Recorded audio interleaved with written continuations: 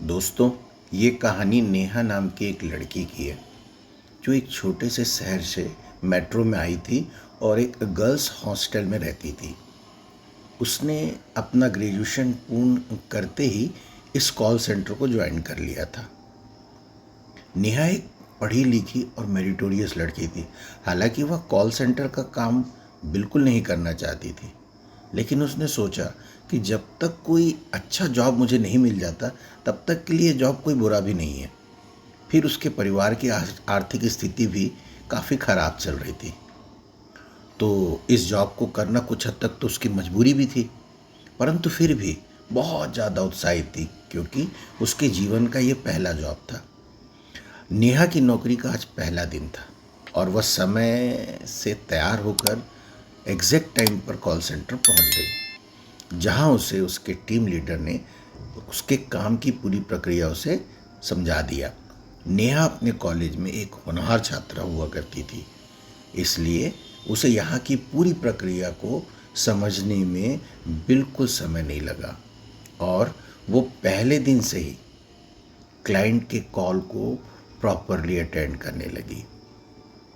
नेहा के बात करने में इतनी सौम्यता थी कि वो पहले दिन से ही नए ऑर्डर का एक रिकॉर्ड क्रिएट कर लिया। यह देखकर उसका जो टीम लीडर था वो बहुत खुश हो गया और उसने पूरी स्टाफ के सामने उसके काम की तारीफ करते हुए उसे न सिर्फ प्रोत्साहित किया, बल्कि उसकी सैलरी सीधे 30% बढ़ाने की घोषणा भी कर दी। नेहा बहुत ज़्यादा खुश हो गई। धीरे धीरे कई दिन और बीत गए और अब तो नेहा को भी वहाँ काम करना अच्छा लगने लगा था। नेहा अपने काम के प्रति बहुत ज़्यादा ईमानदार थी, इसलिए कई बार उसे काम करते करते टाइम का भी पता नहीं चलता था। एक दिन नेहा का टीम लीडर उसे नाइट शिफ्ट करने के लिए कहा। नेहा रात में काम करने से साफ मना कर दी। दरअसल कॉल सेंटर में रात को काम करने वाली स्टाफ की इन दिनों अचानक कमी चल रही थी, जिसकी वजह से टीम लीडर ने नेहा को अप्रोच किया था। मजबूरी के चलते आखिर न चाहते हुए भी नेहा को हाँ करना ही पड़ा। अगली ही रात से 8 बजे नेहा की नाइट शिफ्ट फिर शुरू हो गई। नेहा रोज रात 8 बजे कॉल सेंटर पहुंच जाया करती थी। आज नाइट शिफ्ट का उसका पहला दिन था।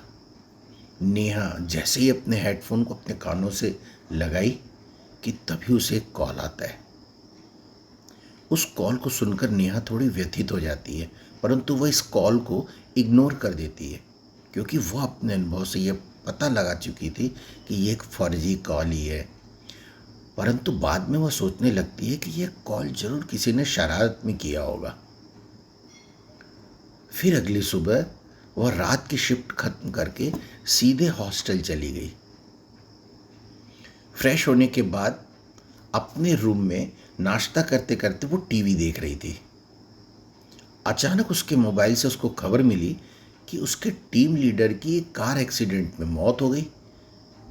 ये सुनते नेहा अपना नाश्ता छोड़कर सीधे भागकर हॉस्पिटल गई, जहां उसे जानकारी मिली कि उसके टीम लीडर नाइट शिफ्ट करके आज सुबह जब घर जा रहे थे तो रास्ते में एक ट्रक से उनका ज़बरदस्त एक्सीडेंट हो गया और उनकी मौत हो गई।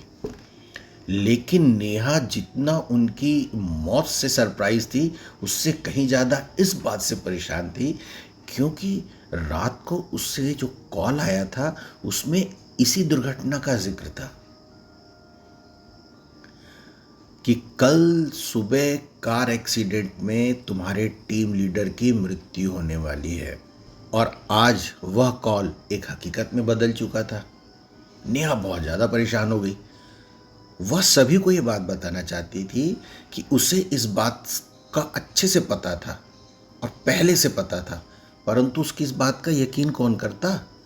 नेहा पता करना चाहती थी कि आखिर वह कॉल किसने किया था। इसके लिए वह अपने एडमिनिस्ट्रेशन में जाकर कॉल डिटेल का पता करती है, लेकिन जिस समय नेहा को ये कॉल आया था उस समय का कोई भी रिकॉर्ड स्टोरेज में मौजूद ही नहीं था। इसका मतलब वास्तव में उस समय ये किसी क्लाइंट का कॉल, जो विधिवत कॉल आता है, वो था ही नहीं, बल्कि या तो इस कॉल के माध्यम से उसे ये सूचना दी गई थी कि ऐसा होने वाला है, या सीधी धमकी थी कि अगर बचा सकते हो तो बचा लो। नेहा इस बात पर यकीन ही नहीं कर पा रही थी कि आखिर उस कॉल करने वाले को इस दुर्घटना की पूर्व सूचना थी कैसे। क्या इस कॉल करने वाले का इस दुर्घटना से कोई सीधा संबंध है? वह अत्यधिक परेशान होकर पुनः सीधे हॉस्टल में अपने रूम पर आ गई।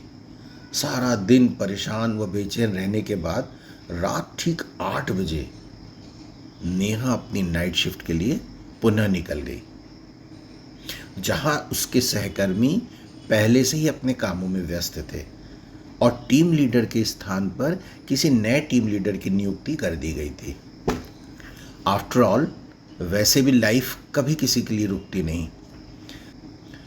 नेहा ने जाते ही सीधे टीम लीडर से अपना परिचय किया और उसके बाद सीधे क्लाइंट कॉल अटेंड करने में लग गई। देखते ही देखते रात के 12 बज गए और फिर उसी रात की तरह फिर एक कॉल आया, जिसमें बताया गया आज रात ठीक 2 बजे आपके कॉल सेंटर के सर्वर रूम में आग लग जाएगी। आग से आपका पूरा डेटा जलकर नष्ट हो जाएगा। इससे ये आपकी पूरी कंपनी बर्बाद हो जाएगी। लेकिन नेहा इस बार इस बात को हल्के में नहीं लिया। उसने अपने नए टीम लीडर से मिलकर उसे ये सारी बातें अक्षरशः बता दी और वह भी नेहा की बात पर भरोसा करते हुए सर्वर रूम का एक मैकेनिक व एक इलेक्ट्रिशियन से अच्छे से पूरा चेकअप करवा दिया। लेकिन कहीं कोई टेक्निकल फॉल्ट मिली ही नहीं, कहीं कोई इलेक्ट्रिकल शॉर्ट सर्किट की संभावना दिखी नहीं। हर चीज़ बिल्कुल बढ़िया और फर्स्ट क्लास थी। उसने नेहा से कहा, देखिए मैम, यहाँ तो सब कुछ ठीक है और हम लोग को नहीं लगता कि यहाँ कोई दुर्घटना होने की संभावना है। Everything is fine. ऐसे में टीम लीडर ने कहा, अरे नेहा, ऐसे फर्जी कॉल सेंटरों में अक्सर आया करते हैं, यहाँ बम लगा है, उसको उड़ा देंगे वगैरह वगैरह। अगर तुम्हें ऐसा कोई फर्जी कॉल भी आता है तो ध्यान मत दिया करो, और ये भी कोई फर्जी कॉल ही है। आप तो अपने काम में लग जाओ और इन सब बातों पर कोई ध्यान देने की ज़रूरत नहीं है, क्योंकि कॉल सेंटर में स्पैम कॉल आम बात है। इस प्रकार नेहा वापस अपने काम में लग जाती है। जैसे ही रात के 2 बजते हैं, सर्वर रूम में एक छोटा सा धमाका होता है। सारे लोग भागकर सर्वर रूम की तरफ पहुंचते हैं और देखते हैं कि सर्वर रूम में आग लग गई है। और सर्वर रूम में आग लगते ही वो आग एक विकराल रूप धारण कर लेती है और कुछ ही देर में वो सर्वर रूम, जहाँ तमाम इलेक्ट्रॉनिक गैजेट्स और रिकॉर्डिंग और तमाम चीज़ें जो थी, डेटा वगैरह, वो सब कुछ जलकर नष्ट हो जाता है। टीम लीडर सभी से आग बुझाने को कहते हैं। सीज फायर सिलेंडर की मदद से आग बुझाने में कामयाबी तो मिल जाती है, परंतु सारा डेटा जलकर नष्ट हो जाता है और अब तो कोई बैकअप मिल भी नहीं सकता था। मतलब जो कॉल आया था वह आज पूरी तरह से सच साबित हो चुका था और यह बात केवल नेहा और उसके नए टीम लीडर ही जानते थे। नेहा के टीम लीडर ने उसे अपने चैम्बर में बुलाया और नेहा से पूछा, नेहा, तुम्हें ऐसे कॉल कब से आ रहे हैं? नेहा ने कहा, सर, जिस रात मैंने नाइट शिफ्ट ज्वाइन की थी उसी रात से। उस रात ठीक 12 बजे मुझे पहला कॉल आया था, लेकिन मैंने उसे ज़्यादा महत्व नहीं दिया और जब उस कॉल में बताई गई बातें सच हो गई तो मैंने दूसरा कॉल आते ही सीधे आपके पास आकर आपको सारी बातें बता दी। और देखिए, आपके द्वारा इंजीनियरों से चेक करा दिए जाने के बावजूद आज यह घटना साबित हो गई और सब कुछ जलकर नष्ट हो गया। जबकि टेक्निकल रूम में सब कुछ ठीक था, परंतु अब सवाल उठता, आग लगी कैसे? तभी नेहा ने अपने पर्स से एक एसएसडी निकालते हुए टीम लीडर की टेबल पे रख दी और कहा, लीजिए सर, मैंने कल रात सारा डेटा पहले ही इस ड्राइव में अपलोड कर लिया था। टीम लीडर की खुशी का ठिकाना नहीं रहा। बड़े प्यार से उन्होंने नेहा के सिर पर हाथ रखा और उसे कहा कि बेटा, आज तूने इस 25 साल पुरानी कंपनी को बर्बाद होने से बचा लिया।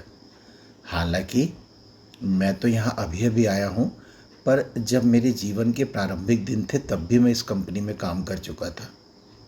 टीम लीडर ने कहा, चलो नेहा, हम लोग एक योजना बनाते हैं और अगली रात 12 बजे के कॉल के लिए दोनों पहले से तैयार हो जाते हैं, जिसमें एक ही कॉल को 2 जगहों पर सुने जाने की व्यवस्था कर दी गई, ताकि पैरेलल हेडफोन से टीम लीडर भी अपने रूम से उस कॉल को सुन सके। रात ठीक 12 बजे फिर कॉल आता है और नेहा कॉल रिसीव करती है। साथ ही रिसीव करते वक्त अपने टीम लीडर को कांच के कैबिन से ही इशारा करती है कि सर, आप भी फ़ोन पिक कर लीजिए, यानी हेडफोन लगा लीजिए। अब दोनों हेडफोन लगा लेते हैं। तभी नेहा के हेडफोन में साफ आवाज़ आती है कि आज कॉल सेंटर के चौकीदार की करंट लगने से मौत हो जाएगी। मौत की खबर सुनकर नेहा घबरा जाती है और हेडफोन ही कान से उतार देती है। हेडफोन टेबल पर पटक कर सीधे बॉस के चैम्बर की तरफ दौड़ जाती है और उनके चैम्बर में जाके कहती है, सर, सुना आपने, आज हमारे कॉल सेंटर के चौकीदार की मौत होने वाली है। लेकिन ताज्जुब की बात यह थी कि टीम लीडर को कोई हेडफोन पे आवाज़ ही सुनाई नहीं दी। टीम लीडर के हिसाब से तो नेहा को कोई कॉल ही नहीं आया था। पता करने पर पता चला कि इधर ट्रैकिंग डिवाइस में रिकॉर्डिंग कॉल आने की कोई पुष्टि भी नहीं हुई थी। कहीं ट्रैकिंग डिवाइस ये नहीं बता रही थी कि 12 बजे नेहा को कोई कॉल आया था। लेकिन टीम लीडर कल रात होने वाले इंसिडेंट्स के बाद नेहा की बातों पे पूरा यकीन करने लगे थे, इसलिए वे नेहा की बात मान लेते हैं। फिर टीम लीडर कॉल सेंटर के बारे में सिक्योरिटी स्टाफ को बुलाते हैं और तब पता चलता है कि एक बहुत पुराने सिक्योरिटी गार्ड हैं जो आज ड्यूटी पर नहीं आए। उनकी तबीयत पिछले कुछ दिनों से बहुत ख़राब चल रही है। टीम लीडर ने आए हुए सभी सुरक्षाकर्मी को केवल आज की रात से किसी भी इलेक्ट्रॉनिक सेटअप से दूर रहने का आदेश दे दिया, ताकि कोई करंट ही न लगे और न कोई मारा जाए। नेहा वापस से अपनी सीट पर आकर बैठ जाती है और अपने कामों में लग गई। नेहा जहाँ बैठती थी वहाँ बहुत अच्छी जगह थी, क्योंकि उसकी टेबल और चेयर बिल्कुल विंडो के पास थी। यह कॉल सेंटर उस कॉम्प्लेक्स की 3री मंजिल पर था। यहाँ से नीचे देखने पर उस बिल्डिंग का पूरा कैंपस साफ दिखाई देता था। इतना ही नहीं, शहर के काफ़ी दूर तक का नज़ारा बहुत ही खूबसूरत दिखाई देता था, खासकर रात के समय जब पूरा शहर जगमगा रहा होता था। गाड़ियों के हेडलाइट्स, स्ट्रीट लाइट, सब कुछ बड़ा सुहावना लगता था। नेहा जब भी फ्री होती तो खिड़की के बाहर चुपचाप देखने लगती, उसकी सारी थकान चली जाती। उस रात नेहा अपनी खिड़की से बाहर देख रही थी कि तभी कॉम्प्लेक्स के कैंपस में एक नेपाली चौकीदार बहादुर सीटी बजाते हुए, डंडा पटकते हुए बिल्डिंग की चौकीदारी कर रहा था। अचानक से मौसम ने करवट बदलना शुरू किया। काले काले बादल छाने लगे, हवा चलने लगी। हालांकि उसका रूम साउंड प्रूफ था, परंतु दिखाई तो बाहर का साफ दे रहा था, क्योंकि उसकी कांच की विंडो थी। उसने ब्लाइंड को ऑफ कर दिया था, जिसकी वजह से बाहर का सब कुछ साफ दिखाई दे रहा था। तभी एक तेज बिजली की चमक ने पूरे आसमान से लेकर जमीन तक सारी चीज़ों को चकाचौंध कर दिया और मात्र 2 सेकंड बाद ही तेज गर्जने की आवाज़ ने उसके टेबल पे रखे पानी के गिलास की प्लेट तक को नीचे गिरा दिया। अक्सर ऐसा होता है, पहले बिजली चमकती है, उसके 2 सेकंड बाद बादलों की गर्जना सुनाई देती है। बस आज भी ऐसे ही हुआ। और नेहा बचपन से ही बारिश और लाइटनिंग से बहुत डरने वाली पार्टी थी। घर में जब भी इतनी तेज बिजली कड़कने की आवाज़ आती तो भागकर सीधे अपनी मम्मी के सीने से चिपक जाती थी। परंतु यहाँ कहाँ मम्मी होगी, अब तो उस बेचारी के जीवन का संघर्ष और जिम्मेदारियां आरंभ हो चुकी थी। खैर, नेहा को पूरा यकीन था कि आज मूसला बारिश जरूर होगी। इतने अच्छे मौसम की कल्पना से वह उठी और किचन में जाकर अपने लिए एक मग में अच्छी सी अदरक और इलायची वाली चाय बनाई और एक मोनाको जरा बिस्किट का पैकेट लेकर चाय की चुस्कियां लेते हुए बाहर के मौसम का आनंद ले रही थी। आज तो उसकी पार्टी ही बन गई थी। नेहा को पूरा यकीन था कि आज मूसलाधार बारिश होगी। वो उठी, किचन में गई और एक मग में अपने लिए अदरक और इलायची वाली बढ़िया सी चाय बनाकर ले आई। चाय पीते पीते वो बाहर के बादलों और तेज हवाओं का आनंद ले रही थी। साथ में मोनाको जीरा बिस्किट भी था। उसकी तो जैसे आज लॉटरी ही लग गई थी। तभी उसकी नज़र नीचे बिल्डिंग के कैंपस में पड़ी। बाहर रोड की तरफ कोई व्यक्ति मेन गेट पर आया। नेहा ने उसको देखा कि थोड़ी देर तक तो उसने जोर जोर से गेट को खटखटाया, परंतु चौकीदार उस वक्त बिल्डिंग की दूसरी तरफ था, तो उस व्यक्ति को वहां कोई रिस्पॉन्स नहीं मिला। मात्र 10 सेकंड 15 सेकंड बाद वो इंसान बंद गेट में से आर पार निकलते हुए अंदर आ गया। जैसी गेट के अंदर आया, वो एक सफेद सी आकृति में बदल गया और सीधे नीचे ग्राउंड फ्लोर की तरफ बढ़ा और स्टेयर में चढ़ते हुए पूरे फ्लोरों की बालकनी से होते हुए सीधा छत में चला गया। नेहा ने उसके बाद कंप्यूटर स्क्रीन पर सीसी कैमरे को जूम करते हुए देखा कि एक सफ़ेद सी आकृति नीचे सीढ़ियों पर चढ़ते हुए ऊपर की तरफ जा रही है। नेहा बहुत ज़्यादा डर गई। वो तो ऑलरेडी बहुत डरपोक थी। बचपन में चादर के अंदर घुसकर चादर के छेद से हॉरर टीवी शो देखा करती थी। वो तो डर से थर थर काँपने लगी। अब क्या होगा? इस वक्त तो बाहर जाना खतरे से भी खाली नहीं था। वो अपनी सीट पर आकर बैठ गई। कंप्यूटर स्क्रीन पर उस प्रेतात्मा को फॉलो करके देखने लगी। वो बहुत ही भयानक लग रही थी। नेहा को समझ नहीं आया कि जब वो एक प्रेतात्मा है तो फिर गेट को क्यों नॉक करने का नाटक कर रही थी, सीढ़ियों पर चढ़कर ऊपर क्यों आ रही है, और वो प्रेतात्मा तो सारे फ्लोर की गैलरियों से होते हुए छत पर पहुंच चुकी थी। और छत में जाने के बाद, और ये सब नेहा अपने स्क्रीन पर देख रही थी, अचानक वो आत्मा छत से जंप मारकर बाउंड्री वॉल पर चढ़ गई और चलने लगी। ये पूरा मंजर बहुत ही भयानक था। नेहा कोई मूवी वगैरह तो देख नहीं रही थी। ये सब एक हकीकत था, लाइव था। नेहा बेचारी आधी रात गए इस पूरे बंद कॉम्प्लेक्स में काफ़ी हद तक अकेले अपने कमरे में बैठी थी, क्योंकि हर कर्मचारी का अपना अलग साउंड प्रूफ रूम था। रात में सिर्फ 5 लोग ही ड्यूटी पे थे। नेहा ने अपने अन्य लोगों को अपने मोबाइल से कॉल करने की कोशिश की, पर मोबाइल में नेटवर्क ही नहीं था। अब तो और डर गई। उसकी नज़र फिर से स्क्रीन पर गई तो देखा कि वो सफ़ेद आकृति कॉम्प्लेक्स के टॉप मोस्ट पीक पर खड़ी थी। उसके लंबे लंबे बाल हवा में ऊंचाइयों तक उड़ रहे थे। नेहा ने जब उसके चेहरे को जूम किया तो कांप गई। पता ही नहीं चल रहा था कि वो आदमी है या औरत, और चेहरा इतना भयानक और क्रूर था कि उसका विश्लेषण करना ही संभव नहीं था। अचानक वो आकृति वहां से सीधा नीचे कूद जाती है। ये बिल्डिंग 20 मंजिल की थी, तो उसकी ऊंचाई बहुत ज़्यादा थी। उसने कैमरे में देखा वो एक इंसान की भांति नीचे गिरती चली जा रही थी। नेहा ने सोचा, भूत तो उड़ जाते हैं, अगर ये कूदी भी थी तो हवा में उड़ जाती, पर ऐसा नहीं था। वह तो इंसानों की भांति तेजी से नीचे की तरफ गिरती चली जा रही थी, और अब तक तो वो नीचे हवा में गिर भी चुकी होगी, फ्लोर तक पहुंच गई होगी। अब चूंकि कैमरे का व्यू इतना ज़्यादा नहीं था कि वो उसको गिरते तक नीचे तक दिखा सके, यानी उस जगह पे कोई कैमरा नहीं था। अब नेहा को बिल्कुल पता नहीं चल रहा था कि वो प्रेतात्मा जंप मारने के बाद आधी दूर तक तो दिखी, फिर उसका क्या हुआ। तो नेहा आधी दूरी देखने के बाद बेचैन हो गई।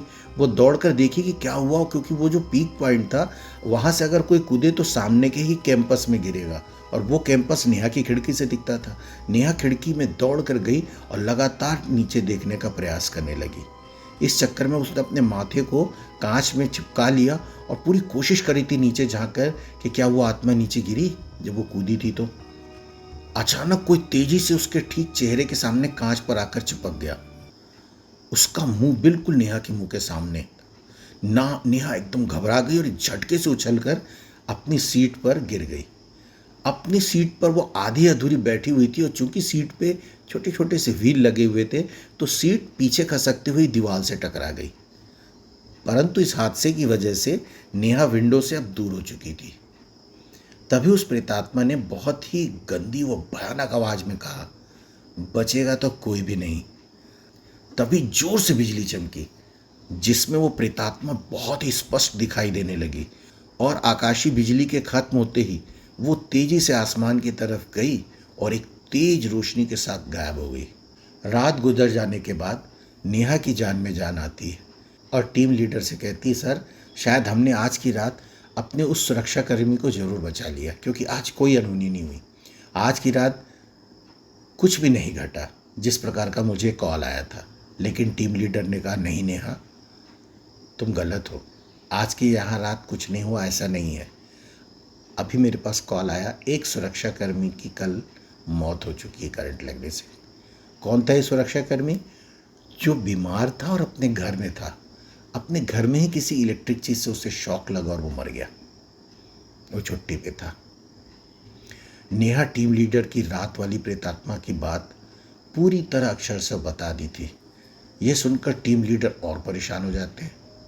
लेकिन टीम लीडर ने कहा, नहीं नेहा, आज की रात यहाँ तो कुछ नहीं हुआ, परंतु उस एक सुरक्षाकर्मी की कल रात उसके घर पर ही करंट लगने से दर्दनाक मौत हो गई, जिसने छुट्टी ले रखी थी।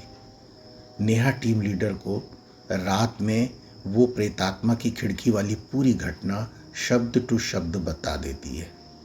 ये सुनकर टीम लीडर और परेशान हो जाते हैं और नेहा से कहते हैं, मैं तो अभी नया आया हूँ, ऐसे में इन हत्याओं का नेहा मुझे कुछ भी पता नहीं है और हमें इनके कारणों का पता लगाना होगा, क्योंकि हमारे कॉल सेंटर में लगातार ये हादसे घटने शुरू हो चुके हैं और सिर्फ तुम हो जिससे इस बात की थोड़ी पूर्व सूचना मिल जाती है, जिसकी वजह से हम इस पर रोक लगा सकते हैं। पर मैं जानना चाहता हूँ कि आखिर तुम्हें ये कॉल क्यों आते हैं, सिर्फ तुम्ही क्यों ये सूचना मिल रही है। तभी दोनों कॉल सेंटर का इतिहास जानने की कोशिश करते हैं और पुराने कर्मचारियों से संपर्क करते हैं। तभी एक पुरानी महिला कर्मचारी की उन्हें हिस्ट्री मिलती है, जो लगभग 12 साल पहले यहाँ पर काम किया करती थी। लेकिन पता नहीं उसका अपने बॉस और स्टाफ से किस बात पर क्या पंगा हो गया था कि उसे मजबूरी में पहले तो रिज़ाइन करना पड़ा और रिज़ाइन करते ही उसी रात उसने नाइट ड्यूटी में आत्महत्या कर ली। आत्महत्या करने के लिए वो बिल्डिंग की छत पर गई और वहां से कूद गई। तब यहां पर उसकी एक फास्ट फ्रेंड हुआ करती थी, उसका नाम भी नेहा था और तुम्हारा नाम भी नेहा है। शायद इसीलिए वो तुमसे कुछ हद तक अपनी योजनाओं को या तो बरबसी शेयर करती है या जो भी कारण हो। तो उस महिला की आत्महत्या के बाद कुछ समय के लिए कॉल सेंटर बंद रखा गया था। नेहा के टीम लीडर को धीरे धीरे जब सारी बातें समझ में आ जाती हैं और उन्हें एहसास होने लगता है कि वो प्रेतात्मा नेहा से इसीलिए संपर्क बना रही है क्योंकि वह नेहा में अपनी उस फ्रेंड को देख रही है। नेहा यह बात जानकर और डर जाती है। वह तत्काल अपनी नौकरी छोड़ने की बात करती है, लेकिन टीम लीडर उसे बहुत मना कर समझाते हैं और कहते हैं, देखो बेटा, तुम ही हो जिससे वो संपर्क बनाए हुए है। यदि तुम ही चली गई तो ये हादसे ऐसे ही होते रहेंगे और पता नहीं भविष्य में और क्या क्या होगा। किस किस की जान जाने का खतरा है पता नहीं। जरा सोचो, तुम्हारे इस भय की वजह से अगर तुम नौकरी छोड़ देती हो तो कितने ही निर्दोष लोग मारे जाएंगे,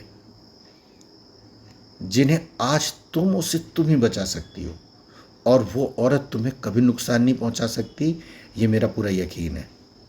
यह बात सुनते ही नेहा की अंतरात्मा उससे कहती है कि इस वक्त जॉब मत छोड़, क्योंकि अगर आज तुम उन्हें बचा सकती हो तो सिर्फ और सिर्फ एक ही कारण है कि ईश्वर तुम्हारे साथ है और उसने तुम्हें इस काम को पूर्ण करने का जिम्मा सौंप दिया है।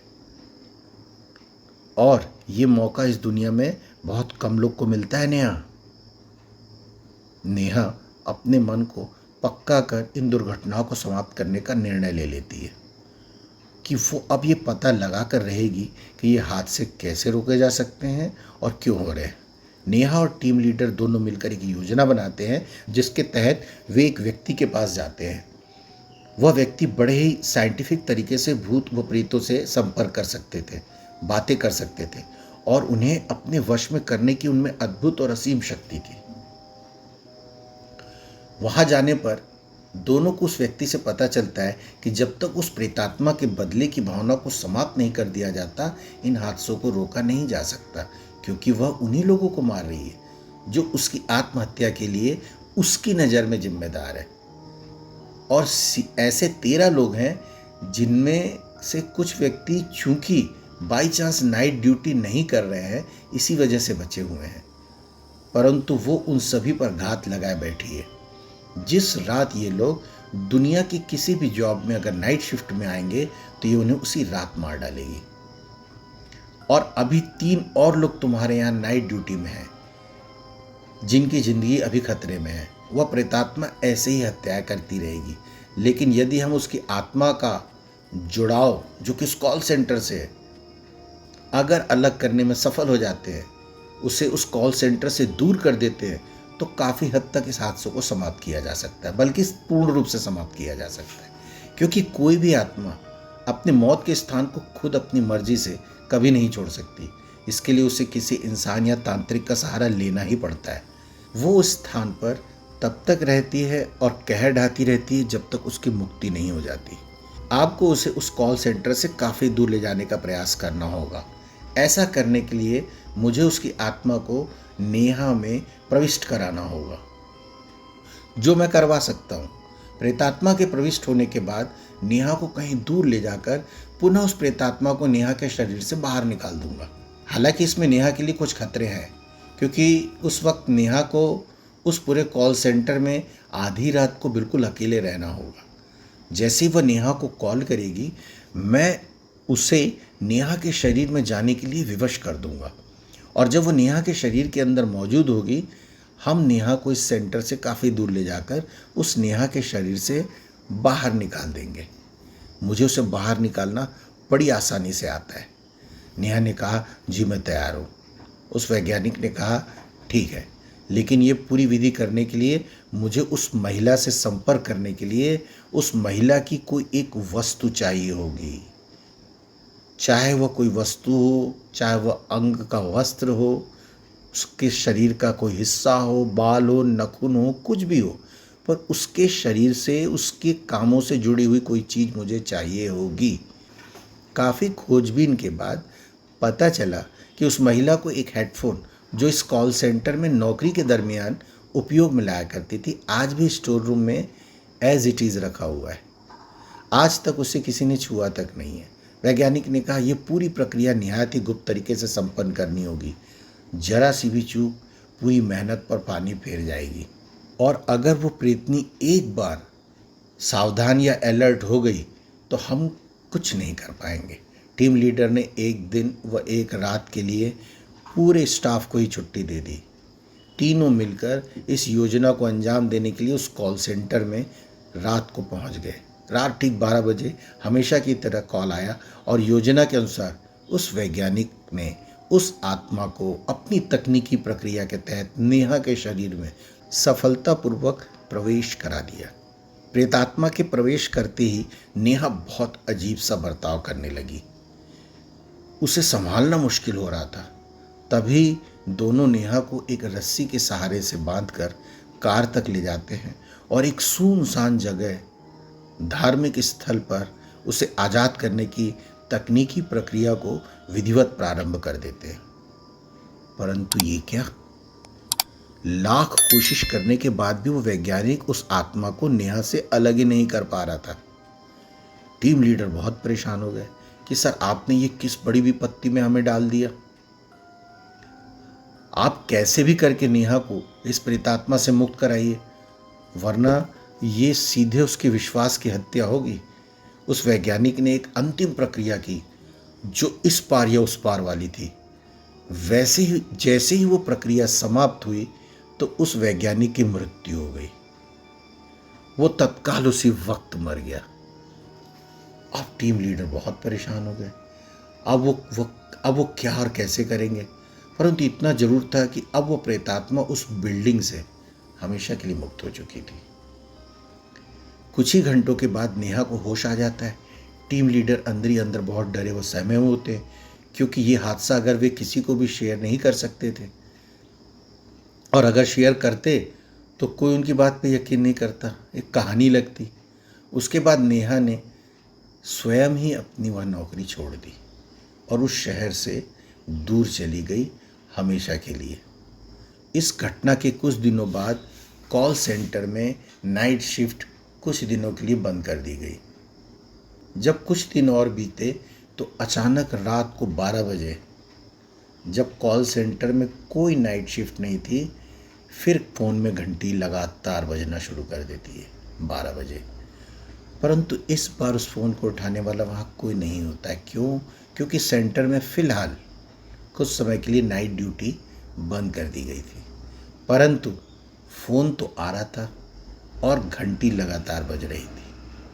कॉल सेंटर का शाम को पूरा सिस्टम बंद किया जा चुका था, परंतु फ़ोन की घंटी तब भी ज़ोर ज़ोर से बज रही थी। अब इस कॉल को कौन रिसीव करेगा ये कोई नहीं जान सकता, यहाँ तक कि मैं भी नहीं।